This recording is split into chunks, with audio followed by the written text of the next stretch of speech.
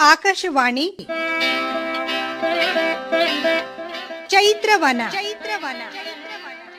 ಲಕ್ಷ್ಮೀಶನ ಜೈಮಿನಿ ಭಾರತದ ಸಮಗ್ರ ವಾಚನ ವ್ಯಾಖ್ಯಾನ ಕಾರ್ಯಕ್ರಮ.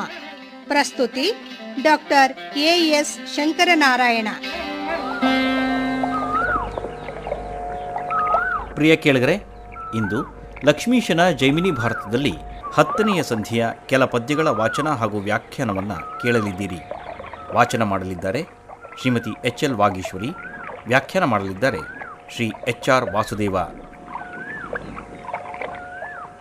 ಸೌಭರಿ ಮಹರ್ಷಿಗಳು ಅಂಥೇಳಿ ಅವರ ಆಶ್ರಮಕ್ಕೆ ಅರ್ಜುನಾದಿಗಳು ಬಂದಿದ್ದಾರೆ. ಪಾರ್ಥನನ್ನು ನೋಡಿದರು. ಪಾರ್ಥ, ಯಾತಕ್ಕೋಸ್ಕರ ಬಂದಿಯಪ್ಪ? ಏನು ಕುಶಲವೇ? ಧರ್ಮರಾಜ ಕುಶಲವೇ ಅಂತ ಹೇಳಿ ಕೇಳಿಬಿಟ್ಟು ಆನಂತರ ನೀನು ಬಂದ ಉದ್ದೇಶವೇನು ಅಂಥೇಳಿ ಕೇಳ್ತಾ ಇದ್ದಾರೆ. ಆಗ ಅರ್ಜುನ ಹೇಳ್ತಾನೆ, ಸ್ವಾಮಿ, ನಮ್ಮ ಅಣ್ಣ ಧರ್ಮರಾಜ ಅಶ್ವಮೇಧ ಯಾಗಕ್ಕೆ ತೊಡಗಿದ.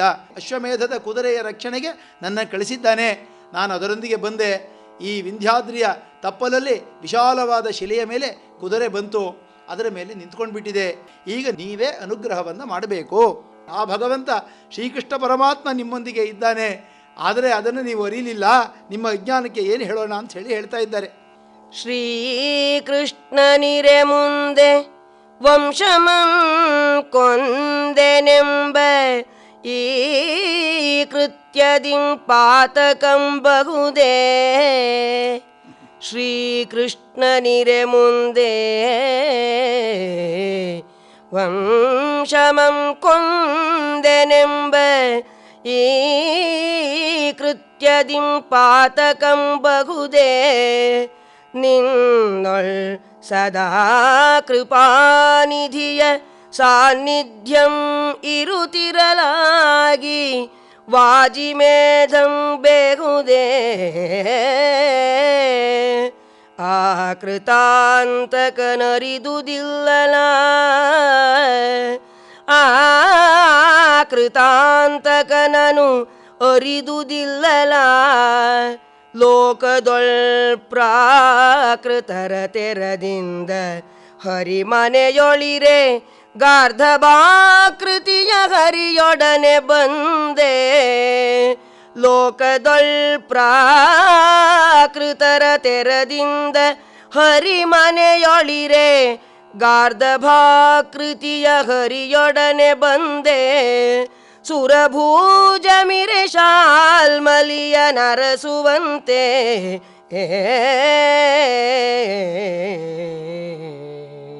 ಶ್ರೀಕೃಷ್ಣನಿರೆ ಮುಂದೆ ವಂಶಮಂ ಕೊಂದೆನೆಂಬ ಈ ಕೃತ್ಯದಿಂಪಾತಕಂ ಬಹುದೇ.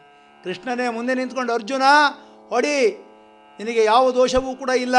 ಮೊದಲೇ ಇವರು ನನ್ನಿಂದ ಕೊಲ್ಲಲ್ಪಟ್ಟಿದ್ದಾರೆ ನೋಡು ಅಂಥೇಳಿ ವಿಶ್ವರೂಪ ದರ್ಶನವನ್ನು ಮಾಡಿಸಿ ಕೃಷ್ಣನ ಮೈಯೊಳಗೆ ಸಮಸ್ತರನ್ನೂ ತೋರಿಸಿದ ಮೇಲೆ ನಿನಗೆ ಯಾವ ಪಾತಕ ಬರುತ್ತಪ್ಪ? ಮಮ ಪ್ರಾಣಾಹಿ ಪಾಂಡವ ಅಂತ ಹೇಳಿಬಿಟ್ಟ. ಪಾಂಡವರು ನನ್ನ ಪ್ರಾಣಗಳು ಅಂಥೇಳಿ ನಿಮ್ಮನ್ನು ಸಲಹಿದ್ದಾನೆ. ಸಾಕ್ಷಾತ್ ವಿಷ್ಣುವೇ ಯಜ್ಞ ಸ್ವರೂಪವೆಲ್ಲವೂ ಕೂಡ ಆ ಭಗವಂತನ ಪ್ರೀತಿಗೋಸ್ಕರವಾಗಿ. ಅಂತಹ ಕೃಷ್ಣ ನಿಮಗೆ ಒಲಿದ ಮೇಲೆ ಯಾತಕಪ್ಪ ಈ ಅಶ್ವಮೇಧದ ಕುದುರೆ? ಜಗತ್ತನ್ನು ಸೃಷ್ಟಿ ಮಾಡಿ ಅದನ್ನು ಪೋಷಿಸಿ ಆನಂತರ ನಾಶ ಮಾಡತಕ್ಕಂತಹ ಆ ಭಗವಂತನನ್ನು ನೀವು ತಿಳಿಯಲಿಲ್ಲ. ಲೋಕದಲ್ಲಿ ಪ್ರಾಕೃತರ ಅಜ್ಞಾನಿಗಳ ತೆರೆದಂತೆ ನೀವು ಹರಿ ಕೃಷ್ಣ ಮನೆಯಲ್ಲಿದ್ದರೂ ಕೂಡ ಆ ಹರಿಯನ್ನು ಬಿಟ್ಟು ಈ ಗರ್ಧಭಾಕೃತಿಯ ಈ ಕತ್ತೆಯಂತೆ ಇರತಕ್ಕಂತಹ ಈ ಕುದುರೆಯನ್ನು ಅಟ್ಟಿಸಿಕೊಂಡು ಬಂದಿದ್ದೀರಲ್ಲಪ್ಪ. ಹೇಗೆ ಅಂತಂದರೆ, ಮನೆಯಲ್ಲಿ ಕಲ್ಪವೃಕ್ಷವನ್ನು ಇಟ್ಕೊಂಡು ಮರ ಹುಡುಕ್ತಾ ಇದ್ದೀನಿ ಅಂಥೇಳಿ ಶಾಲ್ಮಲಿ ಮರ, ಬೂರುಗದ ಮರವನ್ನು ಹುಡುಕಿದಂತೆ ಅಂತ. ನಿನ್ನ ಅಜ್ಞಾನಕ್ಕೆ ಏನು ಹೇಳಲಿ? ಕೊಟ್ಟಿಗೆಯಲ್ಲಿರ್ತಕ್ಕಂತಹ ಕಾಮಧೇನು ಇದೇ, ಅದು ಬೇಕಾದ್ದನ್ನು ಕೊಡ್ತಾ ಇದೆ. ಅದನ್ನು ಬಿಟ್ಟು ಕೊಟ್ಟಿಗೆಯ ಕಾಮಧೇನುವನೊಲ್ಲದೆ ಒಳ್ತಿಯಿಂ ಕಟ್ಟರಣ್ಯದ ಪುಲಿಯ ನರಸಿ ಕರೆಯಲ್ಕೆ ಒದೆಯೇ ಕಟ್ಟುವೆಯಲ. ತುರಗಮೇಧಮೇಗೈವುದು ಆ ಹರಿಯ ಸಾನ್ನಿಧ್ಯಮಿರಲು. ಹುಟ್ಟಿತಿಲ್ಲವೆ ನಿನಗರಿವು, ಹುಟ್ಟಿತಿಲ್ಲವೆ ನಿನಗರಿವು. ಧರ್ಮಸೂನು ಮತಿಗೆಟ್ಟಿಗನೇ ಶಿವ ಶಿವ ವೃಥಾ ಪರಿಭ್ರಮವೇ ನಿಮಗಟ್ಟಿತೆಂದು ಅಮರೇಂದ್ರ ಸೂನುವಂ ಜರೆದು ಸೌಭರಿ ನುಡಿದೊಡಿಂತೆಂದನು. ಕೇಳಿದ್ದನ್ನು ಕೊಡತಕ್ಕಂತಹ ಕಾಮಧೇನುವನ್ನು ಬಿಟ್ಟು ಕಾಡಿನಲ್ಲಿರ್ತಕ್ಕಂಥ ಹುಲಿಯನ್ನು ಅದು ಒದ್ರೂ ಪರವಾಗಿಲ್ಲ, ಅದು ನನಗೆ ಹಿಂಸೆಯನ್ನು ಮಾಡಿದರೂ ಪರವಾಗಿಲ್ಲ, ಅದನ್ನು ಕರೆಸಬೇಕು ಅಂತ ಹೇಳಿ ಹೊರಟಾಗೆ ಆಗಿಬಿಡ್ತಲ್ಲಪ್ಪ. ತುರಗಮೇಧವನ್ನು ಮಾಡೋದಕ್ಕೆ ಹೊರಟಿದ್ದೀರಿ, ಹರಿಯ ಸಾನ್ನಿಧ್ಯವಿರಲು. ಕೃಷ್ಣನೇ ಸಾಕ್ಷಾತ್ ನಿಮ್ಮಲ್ಲೇ ಇದ್ದಾನೆ, ನಿಮ್ಮಲ್ಲೇ ಒಬ್ಬನಾಗಿಬಿಟ್ಟಿದ್ದಾನೆ, ಬಂಧುವಾಗಿದ್ದಾನೆ, ನಿಮ್ಮ ಜೀವವಾಗಿದ್ದಾನೆ, ನಿಮ್ಮೆಲ್ಲರನ್ನೂ ಕೂಡ ತನ್ನ ಜೀವ ಅಂತ ಹೇಳಿ ಭಾವನೆ ಮಾಡಿದ್ದಾನೆ. ಅಲ್ಲ ಅರ್ಜುನ, ನಿನಗೆ ತಿಳುವಳಿಕೆ ಬೇಡವೆ? ನೀನು ಆ ಕೃಷ್ಣನಿಂದಲೇ ನೀನು ಉಪದೇಶವನ್ನು ಪಡೆದಿರ್ತಕ್ಕಂಥವನು, ಭಗವದ್ಗೀತೆಯನ್ನು ಕೇಳಿದ್ದೀಯಾ, ವಿಶ್ವರೂಪ ದರ್ಶನವನ್ನು ಪಡೆದಿದ್ದೀಯಾ, ನಿನಗೆ ಅರಿವು ಹುಟ್ಟಲಿಲ್ಲವೇ, ಜ್ಞಾನ ಬರಲಿಲ್ಲವೇ? ಅಥವಾ ಬೇಡ, ನಿನ್ನ ಅಣ್ಣನಾಗಿರ್ತಕ್ಕಂಥ ಧರ್ಮಸೂನು ಧರ್ಮರಾಜ ಸರ್ವವನ್ನು ಕೂಡ ಅರಿತಿರ್ತಕ್ಕಂಥವನು, ಅವನಿಗಾದರೂ ಅವನಿಗೆ ಬುದ್ಧಿ ಬೇಡವೇ? ಮತಿಗೆಟ್ಟಿಹನೇ, ವೃಥಾ ಶ್ರಮವನ್ನು ಮಾಡ್ತಾ ಇದ್ದೀರಲ್ಲಪ್ಪ. ಕೃಷ್ಣನನ್ನು ಬಿಟ್ಟು ಈ ಕುದುರೆ ಹಿಂದೆ ಬಂದಿದ್ದೀಯಲ್ಲ, ನಿನಗೆ ಅಂಥೇಳಿ ಅಮರೇಂದ್ರ ಸೂನುವನ್ನು, ಇಂದ್ರನ ಮಗನಾಗಿರ್ತಕ್ಕಂಥ ಅರ್ಜುನನನ್ನು ಧಿಕ್ಕರಿಸಿ ನುಡಿದ ಸೌಭರಿ ಮಹರ್ಷಿ. ಆದರೆ ಅರ್ಜುನ ಹೇಳ್ತಾ ಇದ್ದಾನೆ, ಸ್ವಾಮಿ ಅದು ಯಾವುದು ಕೂಡ ಗೊತ್ತಿಲ್ಲ, ಕೃಷ್ಣ ಏನು ಹೇಳಿದನೋ ಅದನ್ನು ನಾವು ಮಾಡ್ತಾ ಇದ್ದೇವೆ. ಹರಿಯನುಳಿದಾವು ಬದುಕುವರಲ್ಲ, ಚಿತ್ತದೊಳ್ ಭರಿತನಾಗಿಗನಾವಗಂ ಧರ್ಮಸೂನು. ಹರಿಯನುಳಿದಾವು ಬದುಕುವರಲ್ಲ, ಚಿತ್ತದೊಳ್ ಭರಿತನಾಗಿಗನಾವಗಂ ಧರ್ಮಸೂನು. ಮರೆದಿರನಾ ಮುರಾರಿಯ ನಿರೂಪದಿಂ ತೊಡಗಿ ಮಾಡುವನು ಈ ಮಹಾಕ್ರತುವನು. ತರಳತೆಯ ಮರೆಗಿಂತರಿವನುಪದೇಶಿ ಪೊಡೆ ಗುರುಗಳಲ್ಲವೇ ನೀವು. ತರಳತೆಯ ಮರವೆಗಿಂತು ಅರಿವನುಪದೇಶಿ ಪೊಡೆ ಗುರುಗಳಲ್ಲವೇ ನೀವು. ಧನ್ಯರಾದಪೆವು ಇನ್ನು ಕರುಣದಿಂದೀ ಶಿಲೆಯೊಳೊಂದಿದ ತುರಗಮಂ ಬಿಡಿಸಿಕೊಡಬೇಕೆಂದನು.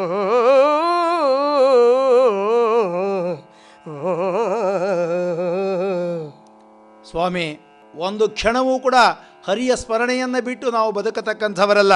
ಯಾವಾಗಲೂ ಕೂಡ ಚಿತ್ತದಲ್ಲಿ ಹರಿಯನ್ನೇ ಧ್ಯಾನ ಮಾಡ್ತಕ್ಕಂಥ, ಹರಿಯನ್ನೇ ಇಟ್ಕೊಂಡಿರ್ತಕ್ಕಂತಹ ಧರ್ಮಸೂನು ಖಂಡಿತ ಕೃಷ್ಣನನ್ನು ಮರೆತಿಲ್ಲ.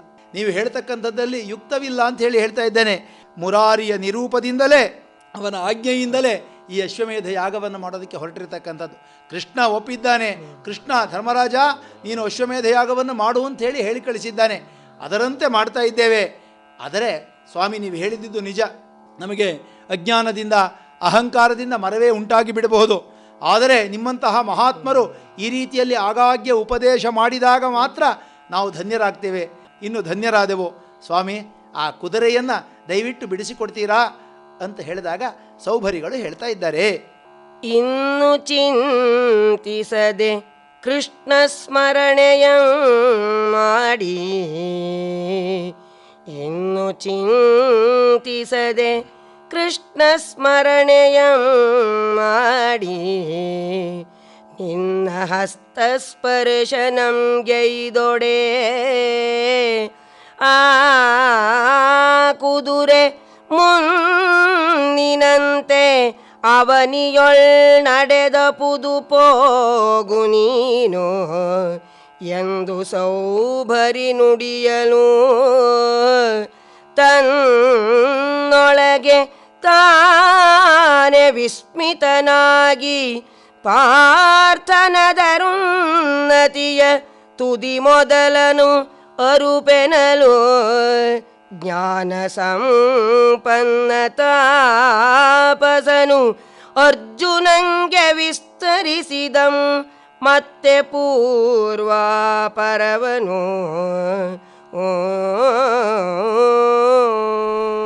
ಅರ್ಜುನ, ಇದರ ಬಗ್ಗೆ ಚಿಂತೆಯನ್ನು ಮಾಡಬೇಡ. ಕೃಷ್ಣನನ್ನು ಧ್ಯಾನ ಮಾಡ್ತಾ ನೀನು ಕುದುರೆಯನ್ನು ಮುಟ್ಟು, ಆ ಕುದುರೆ ಮುನ್ನಿನಂತೆ ಆಗುತ್ತೆ. ಅದು ಬಿಡುಗಡೆಯನ್ನು ಹೊಂದುತ್ತೆ ಅಂತ ಹೇಳಿದಾಗ ಅರ್ಜುನನಿಗೆ ಆಶ್ಚರ್ಯವಾಯಿತು. ಯಾವುದಕ್ಕೆ ಈ ರೀತಿ ಆಯಿತು ಸ್ವಾಮಿ, ಹೀಗೆ ಆಗೋದಕ್ಕೆ ಕಾರಣವೇನು?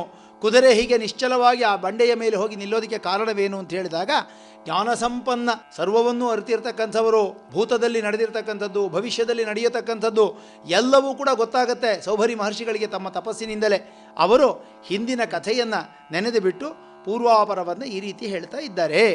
ಆಲಿಸರ್ಜುನ ಮುನ್ನ ವಿಪ್ರನುಂಟರುವನು ಉದ್ದಾಲಕಾಖ್ಯಂ ತಿಳಿದನಖಿಳ ಶಾಸ್ತ್ರಗಳಂ ಮೇಲೆ ವೈವಾಹದೊಳ್ವಧುವಾದಳು ಆತಂಗೆ ಚಂಡಿಯಂಬಾಕೆ ಬಳಿಕ ಕಾಲಕಾಲದ ಜಪಾನುಷ್ಠಾನ ಪೂಜೆಗಳಿಗಾಲಸ್ಯಮಂ ಮಾಡದೆ ಎನ್ನ ಪರಿಚರ್ಯಗನುಕೂಲೆಯಾಗಿರ್ದು ಮನೆ ವಾಳ್ತೆಯಂ ಸಾಗಿಪುದು ನೀನು ಕಾಲಕಾಲದ ಜಪಾನುಷ್ಠಾನ ಪೂಜೆಗಳಿಗೆ ಆಲಸ್ಯಮಂ ಮಾಡದೆ ಎನ್ನ ಪರಿಚರ್ಯಗನುಕೂಲೆಯಾಗಿರ್ದು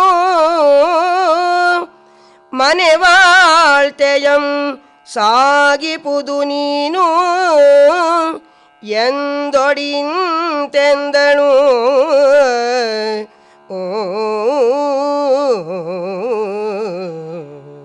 ಅರ್ಜುನ ಕೇಳೋ, ಹಿಂದೆ ಒಬ್ಬ ಬ್ರಾಹ್ಮಣನಿದ್ದ, ಉದ್ದಾಲಕ ಅಂಥೇಳಿ ಅವನ ಹೆಸರು. ಅವನು ಸಮಸ್ತ ಶಾಸ್ತ್ರಗಳನ್ನು, ವೇದಗಳನ್ನು ಎಲ್ಲವನ್ನೂ ಕೂಡ ಅಧ್ಯಯನ ಮಾಡಿ ವಿವಾಹ ಕಾಲದಲ್ಲಿ ಒಬ್ಬ ಕನ್ಯೆಯೊಂದಿಗೆ ವಿವಾಹವಾದ. ಅವಳ ಹೆಸರು ಚಂಡಿ ಅಂತ. ಚಂಡಿ ಅಂಥೇಳಿ ಅವಳ ಹೆಸರು. ಅವಳೊಂದಿಗೆ ತನ್ನ ಆಶ್ರಮಕ್ಕೆ ಬಂದಿರತಕ್ಕಂತಹ ಉದ್ದಾಲಕ ಅವಳಿಗೆ ಒಂದು ನಿಯಮವನ್ನು ಹೇಳ್ದ. ನೋಡು ಚಂಡಿ, ನನ್ನನ್ನು ವಿವಾಹವಾಗಿದ್ದೀಯಾ, ನೀನು ಧರ್ಮಪತ್ನಿ. ನನ್ನ ಕಾಲದ ಜಪ ಅನುಷ್ಠಾನ ಪೂಜೆಗಳಿಗೆ ಎಲ್ಲಕ್ಕೂ ಕೂಡ ನೀನು ಅನುಕೂಲವನ್ನು ಮಾಡಿ ಪರಿಚರ್ಯೆಯನ್ನು ಮಾಡ್ತಾ ನನ್ನ ಎಲ್ಲ ಈ ಒಂದು ತಪಸ್ಸು ವಿಧಿವತ್ತಾಗಿ ನಡೆಯುವಂತೆ ನೀನು ಸಹಕಾರಿಯಾಗಿ ಇರಬೇಕು.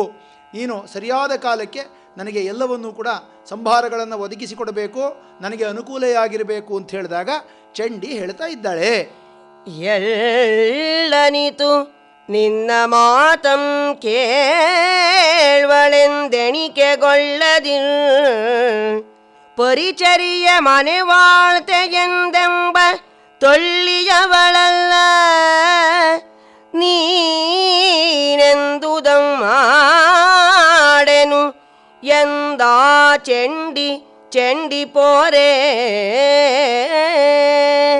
ಮುಳ್ಳಿಡಿದ ಮರನೇರಿದಂತಾದುದು ಮುಳ್ಳಿಡಿದ ಮರನೇರಿದಂತಾದುದು ಈಗ ಪರಕಿದೊಳ್ಳಿತಾದ ಪುದೇ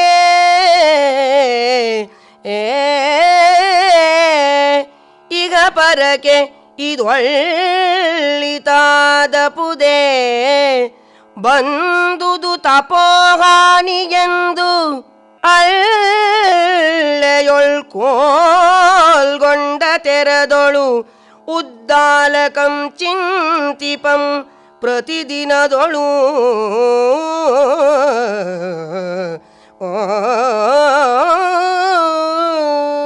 ಆಗ ಚಂಡಿ ಉತ್ತರವನ್ನು ಕೊಡ್ತಾ ಇದ್ದಾಳೆ. ಉದ್ದಾಲಕ ಕೇಳೋ, ನಿನ್ನ ಮಾತನ್ನ ಎಳ್ಳಷ್ಟು ಕೇಳೋದಿಲ್ಲ ಅಂತ ಎಣಿಕೆಯನ್ನು ಏನು ಇಟ್ಕೋಬೇಡ ಅಂತ. ಇವಳು ಹೆಂಡತಿಯಾಗಿ ಬಂದಿದ್ದಾಳೆ, ನನ್ನ ಪರಿಚರ್ಯೆಯನ್ನು ಮಾಡ್ತಾಳೆ ಎನ್ನತಕ್ಕಂತಹ ಇಷ್ಟೂ ಎಣಿಕೆಯನ್ನು ನೀನು ಇಟ್ಕೋಬೇಡ. ಮನೆ ವಾರ್ತೆಯನ್ನು ಮಾಡ್ತಾಳೆ, ಮನೆಯನ್ನು ಗುಡಿಸ್ತಾಳೆ, ಸಾರಿಸಿ ರಂಗವಲ್ಲಿಯನ್ನು ಹಾಕ್ತಾಳೆ, ಯಾವುದು ಕೂಡ ನಿಶ್ಚಯವಾಗಿ ಇಟ್ಕೊಳ್ಬೇಡ. ನೀನು ಹೇಳಿದ್ದ ಒಂದು ಮಾತನ್ನು ಕೂಡ ನಾನು ನಡೆಸೋದಿಲ್ಲ ಅಂಥೇಳಿ ಚಂಡಿಗೊಳ್ಳಲು ಅಂತ ಹೇಳ್ತಾ ಇದ್ದೇನೆ. ಚಂಡಿ ಬಿದ್ದುಬಿಟ್ಲು ಅಂತ. ಹಠಮಾರಿಯಾಗಿ ನಾನು ಏನನ್ನು ಕೂಡ ಮಾಡೋದಿಲ್ಲ ಅಂತ ಹೇಳಿದಾಗ ಸುಸ್ತಾಗಿ ಕೂತ್ಕೊಂಡ್ಬಿಟ್ಟ. ಅಯ್ಯೋ ಏನು ಗತಿ, ಮುಳ್ಳಿಡಿದ ಮರನೇರಿದಂತಾಯಿತು. ಮೈ ತುಂಬ ಮುಳ್ಳಿರ್ತಕ್ಕಂಥ ಮರವನ್ನು ಹತ್ತಿ ಕೂತ್ಕೊಂಡ್ಬಿಟ್ಟೆ ಅಂತ. ಅಂದರೆ ಹತ್ತಿ ಕೂತ್ಕೊಂಡ್ಬಿಟ್ಟಿದ್ದಾನೆ, ಹೇಗೋ ಇಳಿಯೋದಕ್ಕೆ ಆಗೋದಿಲ್ಲ. ಧರ್ಮೇಚ ಅರ್ಥೇಚ ಕಾಮೇಚ ನಾತಿಚರಾಮಿ ಅಂತ ಕೈ ಹಿಡಿದು ಕರೆದುಕೊಂಡು ಬಂದುಬಿಟ್ಟಿದ್ದಾನೆ. 7 ಹೆಜ್ಜೆ ಸಪ್ತಪದಿಯನ್ನು ತುಳಿದು ಕರ್ಕೊಂಡ್ಬಂದುಬಿಟ್ಟಿದ್ದಾನೆ.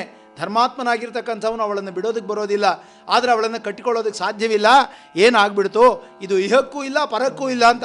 ಯಾಕೆಂದ್ರೆ ನನ್ನ ಮಾತು ಕೇಳದೇ ಇದ್ಮೇಲೆ ನನಗೆ ಸತ್ಸಂತತಿಯನ್ನು ಕೊಡೋದಿಲ್ಲ ಇವಳು, ಇಹಕ್ಕೆ ಇಲ್ಲ, ಜೊತೆಗೆ ಪರವನ್ನು ಕೊಡ್ತಕ್ಕಂತಹ ಮಕ್ಕಳೂ ಕೂಡ ಇಲ್ಲ ಮುಂದಕ್ಕೆ. ಇವಳು ಯಾವ ಅಗ್ನಿಹೋತ್ರಾದಿಗಳಿಗೆ ಸಹಾಯವನ್ನು ಮಾಡೋದಿಲ್ಲ. ಏನು ಮಾಡಲಿ, ಯಾರೋ ಅವನ ಹೊಟ್ಟೆಯಲ್ಲಿ ಒಂದು ಭರ್ಜಿಯನ್ನು ಇರಿಕಿದಂತೆ ಅವನಿಗೆ ನೋವಾಗಿಬಿಡುತ್ತೋ ಅಂತ ಅಷ್ಟು ನೋವನ್ನು ಅನುಭವಿಸ್ತಾ ಚಿಂತೆಯಲ್ಲಿ ಇದ್ದಾನೆ. ಇಂತಿರುತಿರಲ್ಕೆ ಕೌಂಡಿನ್ಯನೆಂಬರುವ ಮುನಿಪಂ ತನ್ನ ಮನೆಗೆ ಬರಲು ಆತನಂ ಸತ್ಕರಿಸಿ ಚಿಂತೆವೆತ್ತಿರಲವನು ಇದೇನೆಂದು ಬೆಸಗೊಂಡೊಡೆ ಅವಳ ಪ್ರತಿಕೂಲತೆಯನು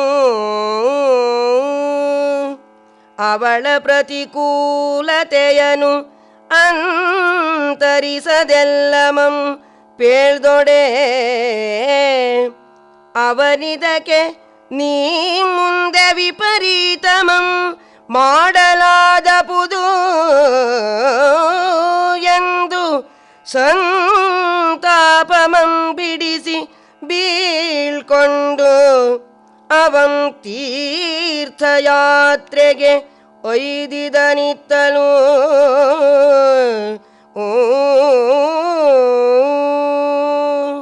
ಈ ಸಂದರ್ಭದಲ್ಲಿ ಅವನ ಮಿತ್ರನಾಗಿದ್ದಂತಹ ಕೌಂಡಿನ್ಯ ಅನ್ನತಕ್ಕಂತಹ ಋಷಿ ಆಶ್ರಮಕ್ಕೆ ಬಂದಿದ್ದಾನೆ.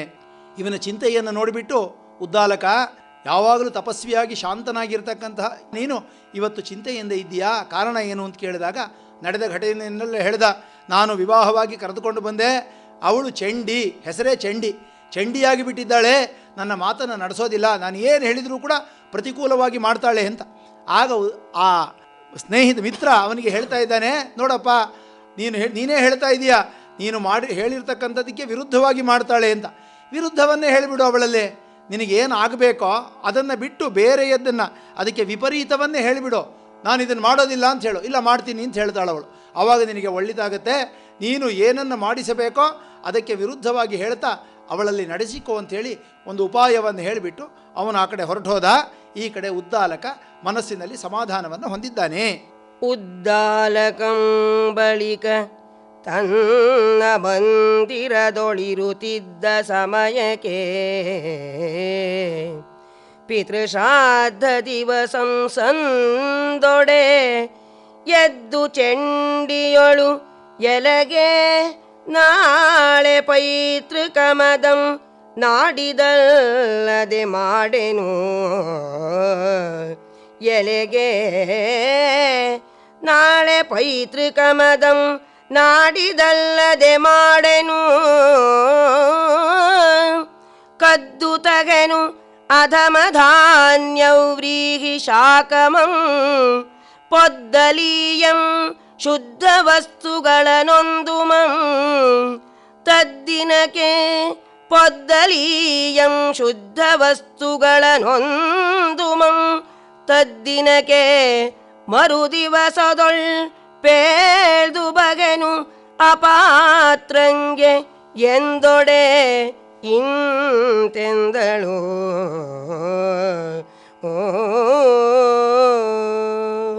ಹೀಗೆ ಕಾಲ ಕಳೀತಾ ಇದೆ. ಉದ್ದಾಲಕನ ಮನೆಯಲ್ಲಿ ಪಿತೃಗಳ ಶ್ರಾದ್ದ ಬಂದಿದೆ. ಹೇಗಾದರೂ ಮಾಡಿ ಶ್ರಾದ್ದವನ್ನು ನಡೆಸಬೇಕು. ತನ್ನ ಮಿತ್ರನಾಗಿರ್ತಕ್ಕಂಥ ಕೌಂಡಿನ್ಯ ಹೇಳಿ ಹೋಗಿದ್ದಾನೆ, ನೋಡು, ನೀನು ಮಾಡಬೇಕಾಗಿರೋದಕ್ಕೆ ವಿಪರೀತವನ್ನು ಹೇಳು, ಅವಳು ಸದಾಚಾರವನ್ನು ಸರಿಯಾಗಿರ್ತಕ್ಕಂಥದ್ದನ್ನು ಮಾಡ್ತಾಳೆ ಅಂತ ಚಂಡಿಯನ್ನು ಕರೆದು ಹೇಳ್ತಾ ಇದ್ದಾನೆ. ನೋಡು, ನಾಳೆ ನಮ್ಮ ಮನೆಯಲ್ಲಿ ಶ್ರಾದ್ದದ ದಿವಸ ಬಂದಿದೆ, ನಾನು ನಾಳೆ ಶ್ರಾದ್ದವನ್ನು ಮಾಡೋದಿಲ್ಲ, ನೀನೇನಾದರೂ ಮಾಡು ಅಂತ ಹೇಳಬೇಡ, ನಾನು ನಾಡಿದ್ದೇ ಮಾಡೋದು ಶ್ರಾದ್ದವನ್ನು. ಜೊತೆಗೆ ಹೀನವಾಗಿರ್ತಕ್ಕಂತಹ ಧಾನ್ಯಗಳನ್ನು, ಬೇಕಾಗಿರ್ತಕ್ಕಂತಹ ಪದಾರ್ಥಗಳನ್ನು ನಾನು ಕದ್ದುಕೊಂಡು ಬರ್ತೇನೆ. ನಾನು ಸಂಪಾದನೆ ಮಾಡಿರ್ತಕ್ಕಂತಹ ಧಾನ್ಯಗಳಲ್ಲಿ ನಾನು ಶ್ರಾದ್ದವನ್ನು ಮಾಡೋದಿಲ್ಲ. ಶ್ರಾದ್ದಾದಿಗಳನ್ನು ತಾನೇ ಸಂಪಾದನೆ ಮಾಡಿರ್ತಕ್ಕಂತಹ ದ್ರವ್ಯದಿಂದ ಮಾಡಬೇಕು ಅಂತ ಶಾಸ್ತ್ರ ಇದೆ. ಆದರೆ ಇವನು ಹೇಳ್ತಾನೆ, ನಾನು ಮನೆಯಲ್ಲಿರ್ತಕ್ಕಂತಹ ವ್ರೀಹಿಗಳನ್ನಾಗಲಿ ಗುಡವನ್ನಾಗಲಿ ಬೆಲ್ಲ ಮತ್ತೊಂದನ್ನು ಬಳಸಿಬಿಟ್ಟು ಶ್ರಾದ್ದವನ್ನು ಮಾಡೋದಿಲ್ಲ, ಕದ್ದುಕೊಂಡು ಬರ್ತೀನಿ. ಜೊತೆಗೆ ಅಪಾತ್ರರನ್ನು ಕರೆದು ನಾನು ಶ್ರಾದ್ದವನ್ನು ನಾಳೆ ಮಾಡೋದಿಲ್ಲ, ನಾಡಿದ್ದು ಮಾಡ್ತೀನಿ ಅಂತ ಹೇಳಿದಾಗ ಅವಳು ಹೇಳ್ತಾ ಇದ್ದಾಳೆ, ಇಲ್ಲ ನಾಳೆನೇ ಮಾಡಿಸ್ತೀನಿ. ನಾಳೆ ಮಾಡಿಸುವೆನಾಂ ಪೈತೃಕವನು ಉತ್ತಮದ ಶಾಲಿಧಾನ್ಯವ್ರೀಹಿ ಶಾಕಮಂ ಕೊಂಡು ಬಗೆನು ಆಲಯವನತಿ ಶುದ್ಧವಾದ ವಸ್ತುಗಳಿನಲ್ಲದೆ ಕೂಡನಳ್ತಿಯಿಂದ ಪೇಳಿಸುವೆನು ಅಂದಿನ ದಿನದ ಮೊದಲ ರಾತ್ರಿಯೇ ವಿಶಾಲ ಗುಣ ಸಂಪನ್ನ ವೇದ ಪಾರಂಗತ ಸುಶೀಲರಗ ಸತ್ಪ್ರಾತ್ರದ ಅವನಿಯ ಅಮರ್ಗ್ಯನ ಚಂಡಿಗೆ ಅವನಿಂತೆಂದನು. ನಿಮ್ಮ ಮಾತನ್ನು ನಾನು ಕೇಳೋದಿಲ್ಲ.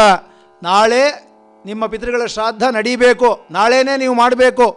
ಹಾಗಾಗಿ ಅದಕ್ಕೆ ಬೇಕಾಗಿರ್ತಕ್ಕಂಥ ಶಾಲಿ ಧಾನ್ಯಗಳು, ಬೇಕಾಗಿರ್ತಕ್ಕಂತಹ ತರಕಾರಿ, ಅದಕ್ಕೆ ಬೇಕಾಗಿರ್ತಕ್ಕಂಥ ಬೆಲ್ಲ ಇತ್ಯಾದಿಗಳನ್ನು ಎಲ್ಲವನ್ನು ಕೂಡ ಅತಿ ಶುದ್ಧವಾದ ಪದಾರ್ಥಗಳನ್ನು ನಾನೇ ನಮ್ಮ ಮನೆಯ ದ್ರವ್ಯದಿಂದ ತೆಗೆದುಕೊಂಡು ಬರ್ತೇನೆ.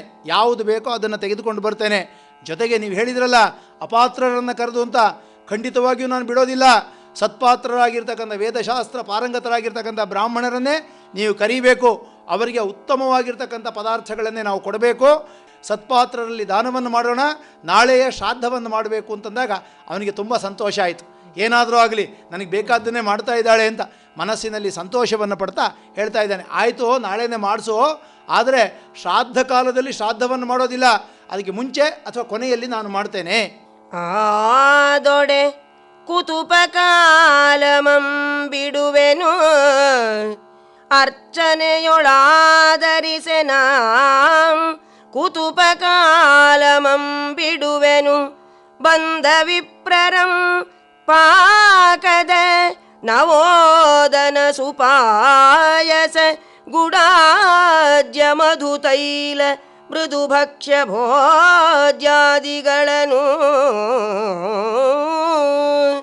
ಸ್ವಾದು ಫಲ ಶರ್ಕರ ವಿನುತ ಶಾಕ ನಿರ್ಮಲ ಪಯೋದಧಿಗಳಂ ಸಕುತ್ಸಿತಮಾಗದಂತೆ ಸಂಪಾದಿಸಿ ಪಿತೃಶ್ರಾದ್ದಮಂ ಮಾಡಿ ವಸ್ತ್ರದಕ್ಷಿಣೆಗಳಂ ಕೊಡೆನೆಂದನು. ಶ್ರಾದ್ದ ಯೋಗ್ಯ ಕಾಲವನ್ನು ಕುತುಪಕಾಲ ಅಂತ ಕರೀತಾರೆ.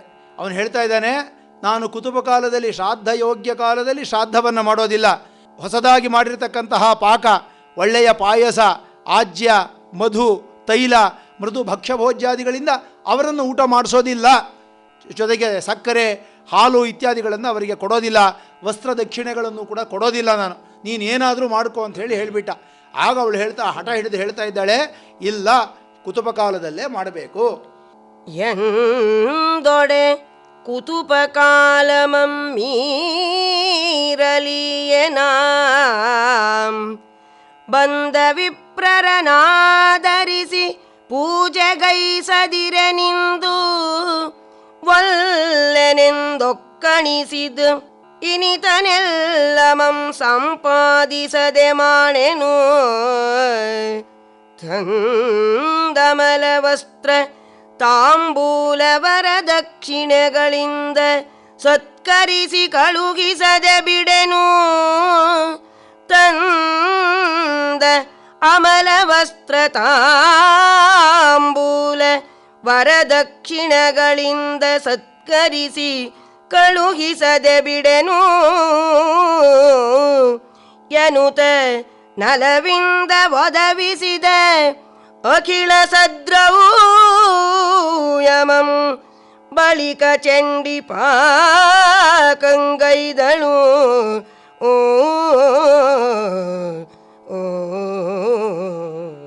ನೀನು ಏನು ಹೇಳ್ತಾ ಇದೀಯಾ? ಕುತುಪಕಾಲದಲ್ಲೇ ಶ್ರಾದ್ದವನ್ನು ಮಾಡಬೇಕು, ಕುತುಪಕಾಲವನ್ನು ಮೀರೋದಕ್ಕೆ ಬಿಡೋದಿಲ್ಲ. ವಿಪ್ರರನ್ನು ಕರಿಬೇಕು. ಮೇಲೆ ಹೇಳಿದೆಯಲ್ಲ, ಪಾಯಸ, ಗುಡ, ಆಜ್ಯ, ಮಧು, ತೈಲ, ಮೃದು ಭಕ್ಷ್ಯ ಭೋಜ್ಯಗಳು ಎಲ್ಲವನ್ನು ಕೂಡ ಬಡಿಸಬೇಕು. ಎಲ್ಲರೂ ಕೂಡ ತೃಪ್ತಿಯಿಂದ ಊಟ ಮಾಡಬೇಕು. ಅದೆಲ್ಲವನ್ನು ಕೂಡ ಸಂಪಾದನೆ ಮಾಡ್ತೇನೆ.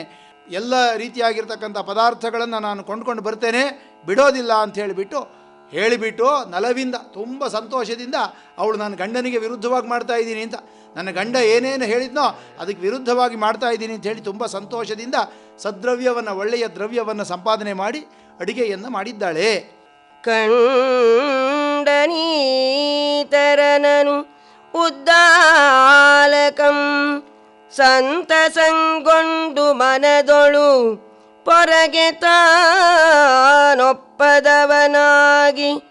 ಚಂಡಿ ಪೇಳಿದವಲ್ ಆ ಶ್ರಾದ್ದಮಂ ಮಾಡಿ ಸಂಪ್ರೀತಿಯಿಂ ವಿಪರೀತದ ತೊಂಡು ತೊಳಸಂ ಮರೆದು ಕರ್ಮಾಂಗಮಾಗಿರ್ದ ಪಿಂಡಮಂ ತೆಗೆದು ಮಡುವಿನೊಳೆ ಹಾಯ್ಕೆಂದೊಡೆ ಉದ್ದಂಡದಿಂದೆತ್ತಿ ಬೀದಿಗೆ ಬಿಸುಡಲು ಆ ದ್ವಿಜಂ ರೋಷ ಭೀಷಣನಾದನು. ಈ ರೀತಿ ಚಂಡಿ ಒಳ್ಳೆಯ ರೀತಿಯಲ್ಲಿ ಪಾಕವನ್ನು ಮಾಡಿದಾಗ ತನ್ನ ಮಾತಿಗೆ ವಿರುದ್ಧವಾಗಿ ಮಾಡಿದರೂ ಕೂಡ ತನಗೆ ಬೇಕಾದ್ದನ್ನೇ ಮಾಡಿದ್ದಾಳೆ ಅಂಥೇಳಿ ತುಂಬ ಸಂತೋಷವಾಗಿಬಿಡ್ತು ಅವನಿಗೆ. ಆದರೂ ಕೂಡ ಹೊರಗೆ ತಾನು ಒಪ್ಪದೇ ಇರುವಂತೆ ತೋರಿಕೊಳ್ತಾ ಇದ್ದಾನೆ. ಈ ಚಂಡಿ ಮಾಡ್ತಕ್ಕಂಥದ್ದು ಯಾವುದೂ ಇಷ್ಟವಿಲ್ಲ ಅನ್ನುವ ಹಾಗೆ ನಡೆಸ್ತಾ ಇದ್ದಾನೆ. ಒಳಗೆ ತುಂಬ ಸಂತೋಷದಿಂದ ಎಲ್ಲ ಶ್ರಾದ್ದವನ್ನು ಕೂಡ ಚಂಡಿಯ ಸಹಕಾರದಿಂದ ಮಾಡ್ದ. ಚಂಡಿಯ ಅಸಹಕಾರ ಅನ್ನತಕ್ಕಂತಹ ಸಹಕಾರದಿಂದಲೇ ಮಾಡಿದ್ದಾನೆ. ಆದರೂ ಕೂಡ ಹೀಗೆ ಮಾಡ್ತಾ ಮಾಡ್ತಾ ಮಾಡ್ತಾ ಮರ್ತೇ ಬಿಟ್ಟ. ವಿಪರೀತದ ಮಾತನ್ನು ಹೇಳಬೇಕು, ಅವಳಲ್ಲಿ ವಿರುದ್ಧವಾದ ಮಾತನ್ನು ಹೇಳಬೇಕು ಅನ್ನೋದನ್ನು ಮರೆತು ಬಿಟ್ಟು ಕೊನೆಯಲ್ಲಿ ಶ್ರಾದ್ದದ ಆ ಪಿಂಡವನ್ನು ಯಾವುದಾದ್ರೂ ನದಿ ಅಥವಾ ಬಾವಿಯಲ್ಲಿ ಯಾವುದಾದ್ರೂ ಮಡುವಿನಲ್ಲಿ ಹಾಕಬೇಕಾಗಿತ್ತು, ಹೇಳಬೇಕಾಗಿತ್ತು. ಅವನು ವಿರುದ್ಧವಾಗಿ ಹೇಳಿ ಎಲ್ಲಾದರೂ ಬೀದಿಗೆಸಿ ಮಡುವಿನಲ್ಲಿ ಹಾಕಬೇಡ ಅಂತ ಹೇಳಬೇಕಾಗಿತ್ತು. ಆದರೆ ಮೈ ಮರೆತು ಬಿಟ್ಟು ಚಂಡಿ ಶ್ರಾದ್ದದ ಎಲ್ಲ ಕರ್ಮವೂ ಕೂಡ ಮುಗಿದಿದೆ, ಈ ಪಿಂಡವನ್ನು ತೆಗೆದುಕೊಂಡು ಹೋಗಿ ನದಿಯಲ್ಲಿ ಹಾಕು ಅಂತ ಹೇಳಿಬಿಟ್ಟ. ಆಹಾ, ನದಿಯಲ್ಲಿ ಹಾಕಬೇಕಾ? ನಿಮಗೆ ಹೇಳಿದ್ದಕ್ಕೆ ವಿರುದ್ಧವಾಗಿ ಮಾಡೋವಳು ನಾನು, ನೋಡಿ ಅಂಥೇಳಿ ಅದನ್ನು ತೆಗೆದುಕೊಂಡು ಹೋಗಿ ಬೀದಿಯಲ್ಲಿ ಎಸೆದು ಬಿಟ್ಟಿದ್ದಾಳೆ. ಇದನ್ನು ಕಂಡಿರ್ತಕ್ಕಂಥ ಉದ್ದಾಲಕ ಹೇಗೋ ಸಹಿಸಿಕೊಂಡಿದ್ದ ಇಷ್ಟು ದಿವಸ ಅವನು ಕೈ ಹಿಡಿದಿರ್ತಕ್ಕಂಥ ಪತ್ನಿ ಅಂಥೇಳಿ ಯಾವಾಗ ಶ್ರಾದ್ದದ ಪಿಂಡವನ್ನು ಬೀದಿಯಲ್ಲಿ ಎಸೆದು ಅವಳು ಶ್ರಾದ್ದವನ್ನು ಕೆಡಿಸಿದಳೋ ಅವನಿಗೆ ಸಿಟ್ಟು ಬಂದುಬಿಟ್ಟಿದೆ. ಎಲೆಗೆ ನಿನ್ನೊಡನೆ ನಾನೇಂ ಹರಿಯ ಹೋರುವೆಂ,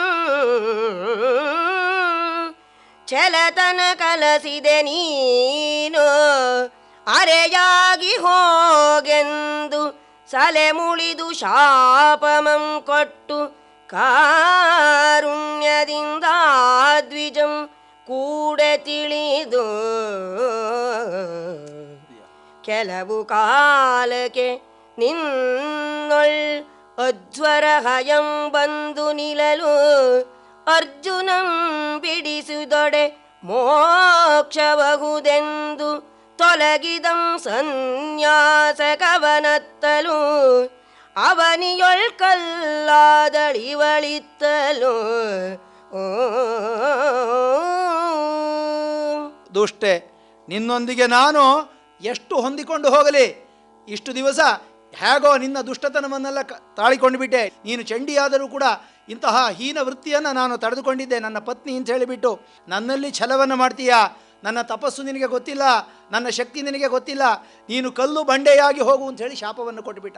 ಕೊಟ್ಟು ಕೂಡಲೇ ಅವನಿಗೆ ಅಯ್ಯೋ ಅಂತ ಅನ್ನಿಸ್ಬಿಡ್ತು. ಅವಳು ಕಾಲಿಗೆ ಬಿದ್ದುಬಿಟ್ಲು, ನನ್ನನ್ನು ಕ್ಷಮಿಸಿ, ತಪ್ಪು ಮಾಡಿಬಿಟ್ಟೆ ನಿಮ್ಮಲ್ಲಿ ಅಂತ ಹೇಳಿ ಕಾಲನ್ನು ಹಿಡಿದಾಗ ಹೇಳ್ತಾ ಇದ್ದಾನೆ, ಕೆಲವು ಕಾಲ ಹೀಗೆ ಇರು, ಒಂದು ದಿವಸ ಅರ್ಜುನನ ಕುದುರೆ, ಅಶ್ವಮೇಧದ ಕುದುರೆ ಇಲ್ಲಿಗೆ ಬರುತ್ತೆ, ಅದು ನಿನ್ನ ಮೇಲೆ ನಿಂತಾಗ ಅರ್ಜುನನ ಸ್ಪರ್ಶವಾಗಿ ನಿನ್ನ ಶಾಪ ವಿಮೋಚನೆ ಆಗುತ್ತೆ ಅಂಥೇಳಿ ಆ ಕಡೆ ಸನ್ಯಾಸಿಯಾಗಿ ಹೋದ. ಇವಳು ಕಲ್ಲಾಗಿ ಇಲ್ಲಿ ಬಿದ್ದಿದ್ದಾಳೆ, ಈಗ ಅವಳಿಗೆ ಮೋಕ್ಷವನ್ನು ಕೊಡಬೇಕಾಗಿರ್ತಕ್ಕಂಥವನು ನೀನು ಅಂಥೇಳಿ ಅರ್ಜುನನಿಗೆ ಸೌಭರಿ ಮಹರ್ಷಿಗಳು ಹೇಳ್ತಾ ಇದ್ದಾರೆ. ಇದುವರೆಗೆ ಲಕ್ಷ್ಮೀಶನ ಜೈಮಿನಿ ಭಾರತದಲ್ಲಿ 10ನೆಯ ಸಂಧಿಯ ಕೆಲ ಪದ್ಯಗಳ ವಾಚನ ಹಾಗೂ ವ್ಯಾಖ್ಯಾನವನ್ನು ಕೇಳಿದಿರಿ. ವಾಚನ ಮಾಡಿದವರು ಶ್ರೀಮತಿ ಎಚ್.ಎಲ್. ವಾಗೀಶ್ವರಿ, ವ್ಯಾಖ್ಯಾನ ಮಾಡಿದವರು ಶ್ರೀ ಎಚ್.ಆರ್. ವಾಸುದೇವ. ಚೈತ್ರವನ ಕೇಳಿದ್ರಿ. ಕಾರ್ಯಕ್ರಮದ ಪ್ರಸ್ತುತಿ ಡಾಕ್ಟರ್ ಎ.ಎಸ್. ಶಂಕರನಾರಾಯಣ. ನಿರ್ಮಾಣ ನೆರವು ಸಂಜೀವ ಆರ್ ನಾಮಣ್ಣವರ್. ಇದು ಇಂದಿನ ಚೈತ್ರವನ. ಈ ಕಾರ್ಯಕ್ರಮ ಆಕಾಶವಾಣಿ ಭದ್ರಾವತಿ ಕೇಂದ್ರದ ಕೊಡುಗೆ.